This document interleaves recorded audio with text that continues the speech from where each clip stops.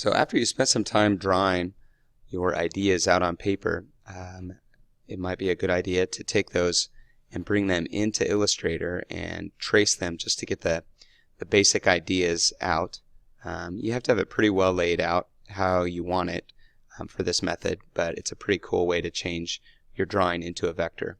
So what I'm going to do is find my image that I have drawn. So I took a picture of it, and I'll click place, and I'll just drag it on the artboard here, and I'll move it to an appropriate size. So what I want to do is I want to take this silhouette that I've sketched here, and I want to put the word IB in it, or the acronym IB, so that it actually fills up most of the space of that head. And I sketched a couple of different ideas out, but this is the one that I've decided that I want. So once I've placed it, I don't want to edit it anymore. I want it to just be there for reference. So what I'm going to do is click in my layers panel over here, and if it's hidden, you can see it's stacked on top of each other. It looks like two rectangles that are stacked on top of each other. When you click on that, that opens up. And when you put a lock there, now you're unable to edit it. So if I wanted to try to edit it, I couldn't. So what I need to do, I'm just going to give that a name, and that'll help keep it organized. It's always a good idea to do that, just so that you stay more organized, because you can end up with a lot of different layers in there. Just like Photoshop, there's a create new layer option, and for that one I'm just going to call that the head silhouette, or silhouette, because that's what I want to make in this layer.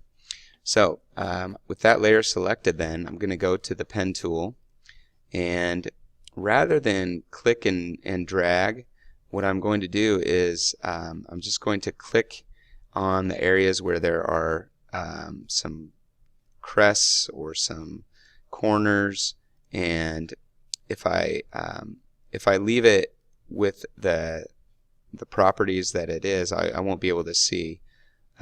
So what I'm going to do is I'm going to take that fill out, so instead I just see the path that I'm that I'm drawing here. And right now it's okay if you just kind of go through and click and make it pretty rough. You can delete excuse me, anchor points that you don't need later, and you can always add them. So it looks really rough. That's definitely not how I want the end result to be. So what I'm going to do is I'm going to use my direct selection tool, and I'm going to go back through, and while clicking each one of those, I'm going to be pressing shift, and I'm going to change each of these excuse me, from the anchor point that you see to having a round edge on it. Okay, and the way that I'm going to do that is you can convert the anchor points up here. So the way that I drew them is I drew cornered anchor points, but instead I want to have smooth anchor points. So what I'm going to do is I'm going to select all of those that I want to convert, and I'll just click on that, and it instantly converts those anchor points into curves. So obviously when I hide the head sketch, that's not close to what it needs to be, but it is getting closer to that direction. So what I'm going to do now is I'm going to go in, and it looks like I missed one, so I will convert that one excuse me, as well. Then I'll go use my direct selection tool, and I'll select the anchor point, and then from there I'll be able to drag my handles in between the curved anchor points, so then I can start to really change the shape of my drawing.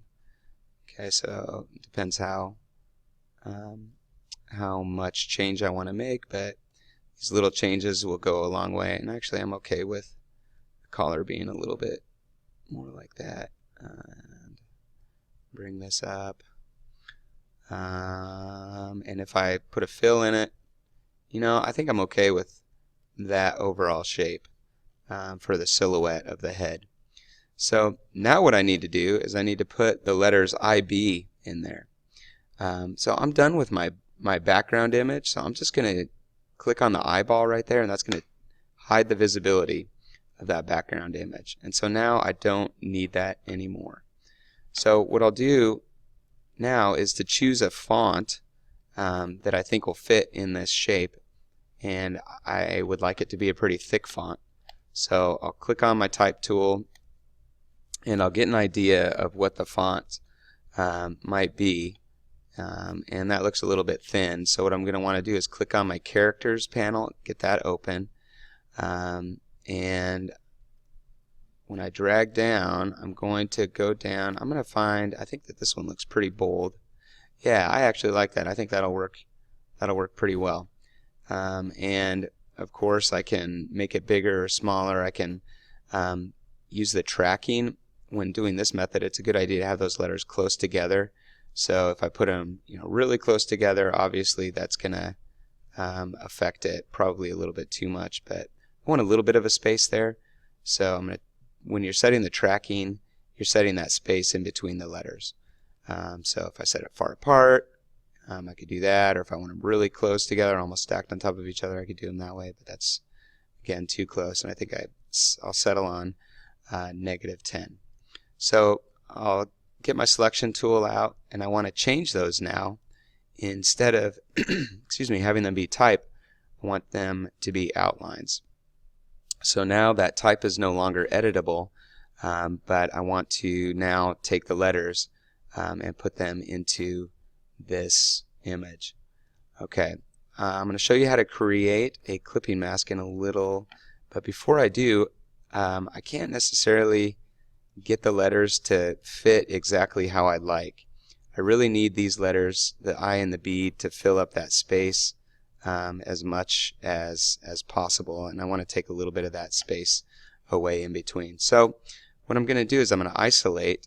Now right now I've created with these letters, they're grouped together, so if I double click on it and double click again, then I can edit each individual letter. Okay, and what I want to do here is go back to the direct selection tool and start playing around with the anchors a little bit. Pull on the handles